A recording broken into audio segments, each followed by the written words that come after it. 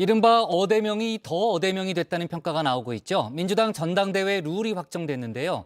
친명계가 룰의 전쟁에서 사실상 압승을 거뒀다는 분석입니다. 이재명 의원의 당권 도전은 이제 상수로 받아들여지는 분위기죠. 이 의원 대신 대리 출마설이 나왔던 우원식 의원은 이 의원 출마가 기정사실이 됐다며 오늘 불출마를 선언했습니다. 관련 내용을 조익신 멘토가 정리했습니다.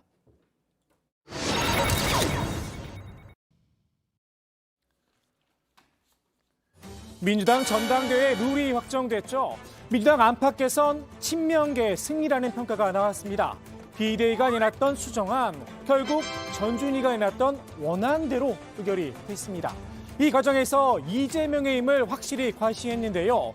지지자들이 수박 깨기 퍼포먼스를 펼치는가 하면 친명계 의원들이 사실상 연판장을 돌리기도 했습니다. 저희가 어제 기자회견을 긴급하게 1시간 반 정도 참여할 의원님들을 모집을 했는데 한 40여 명 정도 모였거든요. 지금 이제 추가로 모아서 한 65분 정도, 65명 정도가 이렇게 모였는데 상당히 반대가 심합니다. 친명계는 이번 당무위의 결정, 당원들의 승리라고 공을 돌렸는데요.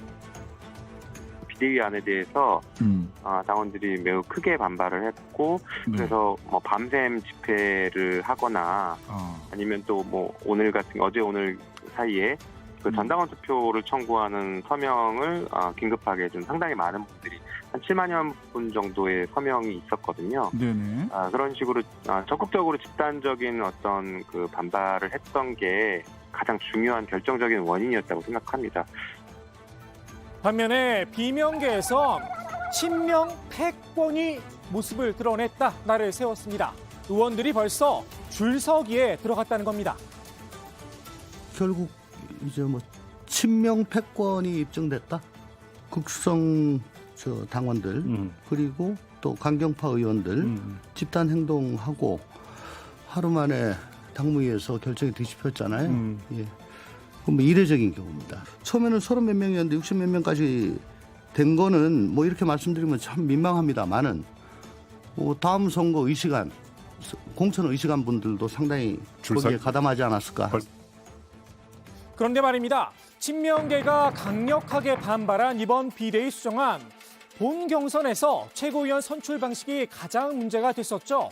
1인 2표 가운데 한 표는 반드시 권역별 후보에게 투표라는 건데요. 개파를 넘어서 당내 동의를 전혀 받지 못한 안이었습니다. 굉장히 이상한 제도거든요. 한 표를 자기적에 쓴다. 이거는 저도 한 번도 본 적이 없는 제도라 민주주의 원칙에 이렇게 썩 부합하는 방식은 아니었기 때문에 이 제도의 그 원안으로 이 제도를 다시 수정한 것은 잘한 거라고 생각을 하고 투표권을 행사를 제한시키는 거예요. 자기 지역만 뽑게 만들고 그렇죠. 이거는 제가 보기에는 좀 비대위가 좀 무리한합니다. 그래서 무리했다. 저는 그 안은 왜 나왔는지 잘 이해가 안 갑니다. 비대위도 무리다 싶었는지 알아서 철회를 했습니다. 컷오프에서 여론조사 30% 반영, 당 대표 후보에게만 적용하기로 했죠. 사실 기존 당원 당규대로 중앙위원 100%에게 컷오프 권한을 맡긴다고 하더라도 이재명 의원이 탈락할 가능성은 제로에 가깝다는 게 중론이었습니다. 제가 이재명 후보의 선대본부장을 한 사람인데 이재명 후보를 떨어뜨리기 위한 제도를 설계하겠어요. 그러니까 아니 한나라의 대통령 후보까지 하신 분이 중앙위원회 컷오프가 떨어진다는 게 말이 됩니까? 핵심은 최고위원 후보군의 컷오프 방식인데요. 여론조사 반영 없이 중앙위원들의 손에 그대로 맡기기로 했습니다. 이른바 100m 미인들 컷오프 과정에서 사전에 걸러질 수 있다는 전망도 나오고 있죠. 그만한 또 그 경륜을 갖춘 사람들이 지금 중앙위원회 포진에 있으니까 이 사람이 과연 이 지도자감이 되냐 안 되냐를 훨씬 더 잘 알고 있는데 100m 미인이라고 하는 게 멀리서 보면 근사해 보이는데 실제로 가까이 가보면 흉물이더라 뭐 하는 그런 뜻이에요. 그 여론조사를 뭐 거기도 뭐 많이 포함하면 그게 꼭 혁신인 것 같은데 그거는 그 100m 미인들이 많이 뽑힐 인지도 높은 사람만 위주로 뽑히게 된다. 시끄러운 사람들 뭐 어쩌고 해가지고 자기 허명만 높인 사람들 뭐 이런 사람들이 또 들어올 확률이 더 높기 때문에 과연 친명계 후보들에게 유리한 룰인가 싶기도 합니다. 그럼에도 비명계가 전대룰 싸움에서 완패를 했다는 분석이 나오는 이유. 애초에 전준희 원안에 비명계 주장이 제대로 반영되지 않았죠. 본 경선에 민심을 반영해야 한다 강하게 주장을 했었는데요. 여론조사 비율을 높이는 데는 성공을 했지만 역선택 방지라는 꼬리표는 떼지를 못했습니다. 비대위 수정안에도 역선택 방지에 대해선 일절 언급이 없었습니다. 기왕에 국민의 민의를 묻고자 한다면 역선택 방지 조항을 빼는 게 맞고요. 예. 근데 방향은 그렇게 주장하면서 또 역선택 방지는 죽어도 못 빼겠대요. 우리 지지층하고 똑같이 나온다니까요. 일반 국민 여론조사지. 우리 지지층을 대상으로 한 조사하고 권리당원 조사가 다를 바가 없는. 왜냐하면 우리 권리당원이 우리 민주당의 열성 지지층하고 비슷한 구성이거든요. 결국 비판의 핫살인 안규백 전준희 위원장과 우상호 비대위원장에게 향했는데요. 이번에 안규백 위원장도 상당히 기대를 많이 했다가 대실망이고요. 실망입니까? 우상호 위원장도 뭐 아주 큰 기대는 안 했습니다만 근본적으로 비상한 대책 이런 결기가 하나도 없어요. 그냥 뭐 있는 의견들 잘 조합해서 이제 대충 이제 조정하는 정도인데 그러려면 그거 박홍근 그냥 권한대행 시키지 뭐하라 했나 이해가 안 갑니다. 비상대책이 없는 비상대책이다. 날을 세우기도 했습니다. 우상호 비대위원장 이번 전대룰 결정 과정에서 수박이다. 이재명 의원 지지자들에게 거센 공격을 받았었죠. 뒷맛이 씁쓸할 듯 싶습니다. 룰의 전쟁에서 승리한 친명계, 이젠 교통정리가 끝났다고 생각한 듯 싶습니다. 이원의 출마 선언을 위한 비단길을 깔기 시작했는데요. 정청래 의원이 당대표에서 최고위원 출마로 선회를 하면서 이 의원의 당권 도전을 요청했죠. 정권을 탈환해야 합니다. 강한 민주당이 필요합니다. 강한 리더십이 필요합니다. 그 적임자는 이재명 전 대선 후보라고 생각합니다. 이재명 의원의 당대표 출마를 촉구합니다. 이 의원을 대신해 대리 출마설이 돌았던 우원식 의원도 전대 불출마를 선언했습니다. 의원은 이 의원의 출마가 거의 기정사실이 되고 있다 이렇게 밝혔는데요. 이 의원의 당권 도전을 바라보는 시선, 정청래 의원과는 미묘하게 달랐습니다. 이 의원을 향해 대세가 아닌 명확한 대안을 설명해야 한다. 대한민국을 바꿀 시대 정신을 입증해야 한다 요구를 했는데요. 자신은 이 의원의 출마를 만류했다 밝히기도 했습니다. 본인의 혁신 구상은 번번이 계파 갈등의 빌미로 왜곡되고 퇴색될 가능성이 높다는 점, 호시탐탐 이재명 의원의 사법 리스크를 부풀리려는 윤석열 정권 입장에서 당 전체를 뒤흔들 기회가 될 수도 있다는 점을 지적했습니다. 전대 출마보다는 긴 호흡으로 의정활동의 폭과 깊이를 키워가는 단련의 시간이 필요하다 조언을 했다는 겁니다. 이 의원의 불출마를 요구하고 있죠. 비명계의 주장과 닮았습니다. 대선 시즌2가 되면 누가 뭐래도 우리가 얘기하는 게 설득력이 떨어지지 않겠냐. 윤석열이 아무리 실수해도 윤석열 정부가 실수해도 니네는 이재명이 있지 않냐라고 욕을 할 텐데 이 구도가 과연 우리 민주당이 갈 길이겠느냐. 5년이라고 하는 마라톤을 뛰는데 지금 100m 달리기 하는 것 같아요.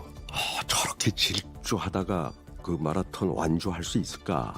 그 모양 빠지는 개양을 해서 빼지 달아가지고 또 대표로 이렇게 숨가쁘게 가가지고는 설사 그 대표가 된들 저는 이 5년이란 긴 레이스를 그 순항할런지 좀 걱정스러워요. 누가 뭐라고 하든 이 의원은 이미 마음을 굳힌 듯합니다. 후보 등록일인 17일 즈음에 출마를 공식 선언할 걸로 전해졌습니다. 굳은 심지 하나만큼은 이 의원의 버금딸린급이죠. 박지원 전 비대위원장도 전대도전의 꿈을 접지 않고 있는데요. 비대위에 이어 당무위의 최종 불허 결정에도 또다시 불복을 했습니다. 당무위원회에서 안건은 아니고 의견을 좀 물었습니다. 그래서 다시 한번 비대위에서 결정한 내용을 당무위원회가 공식적으로 안건으로 한 것은 아니지만 그 비대위 의견을 존중한다는 의견을 또 역시 만장일치로 다 정리해 주셨다는 것은 이제 참고로 말씀드립니다. 땅땅땅 이렇게 내리친 게 아니기 때문에 네, 다시 정식 안건으로 올려서 저는 충분히 이제 논의를 할 수 있는 사안이라고 보고 있고요. 이렇게 어떤 사건이 있을 때 문서화를 해야 한다는 거죠. 당이 너무 구멍가게식으로 그냥 일을 처리하는 것 같은 거예요. 아직까지는 네, 저는 계속 시도를 해볼 수 있다고 보고 있습니다. 앞서 박 전 위원장은 비대위가 결정을 내리면 수용하겠다는 뜻을 밝혔었죠. 비대위가 불가 입장을 밝히자 그 다음엔 유권 해석을 내려달라라고 했습니다. 당무의 결정이 내려지니 이번엔 안건 상정과 문서화를 다시 요구한 겁니다. 이런다고 결론이 달라질까 싶은데요. 당이 어떤 절차를 거치든 본인은 이미 결론을 내리고 있는 게 아닌가 싶습니다.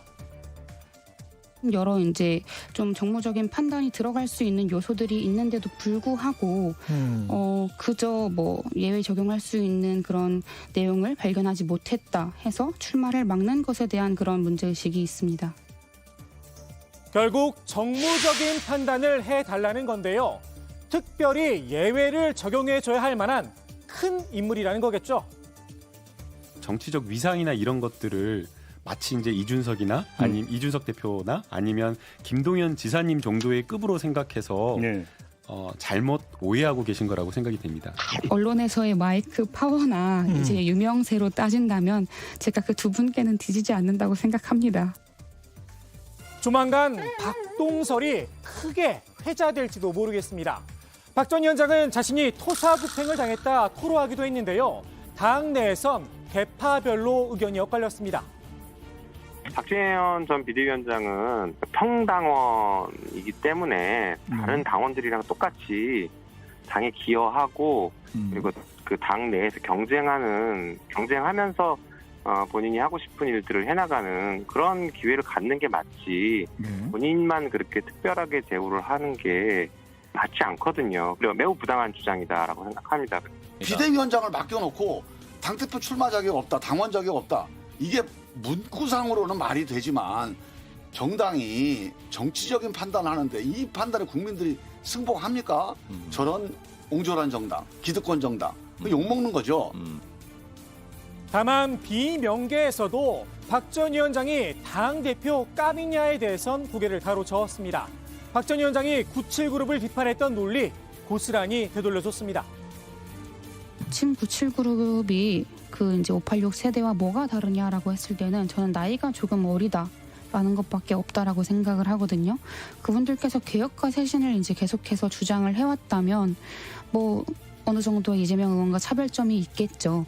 근데 그런 모습을 한 번도 보여주시지 않았었는데 뭐 출마 선언을 하면서 이제 우리가 개혁과 쇄신을 보여드리겠다라고 이제 말씀을 하시는 게 저는 설득력이 좀 부족하지 않나. 이 박지원 위원장 본인이 또 이재명 지지하는 분들한테는 이재명 의원하고 싸운다고 욕먹고 또 이재명 의원을 비판적인 사람들한테는 뭐 이재명 앞장서다가 이제 와서 뭐 하는 짓이냐 이러고 또 반성도 안 한다 이러고 욕먹고 그 일관성이 없으니까 그런 자산 가지고 정치 지도자로서 도전하기는 쉽지는 않을 거라고 봐요 저는.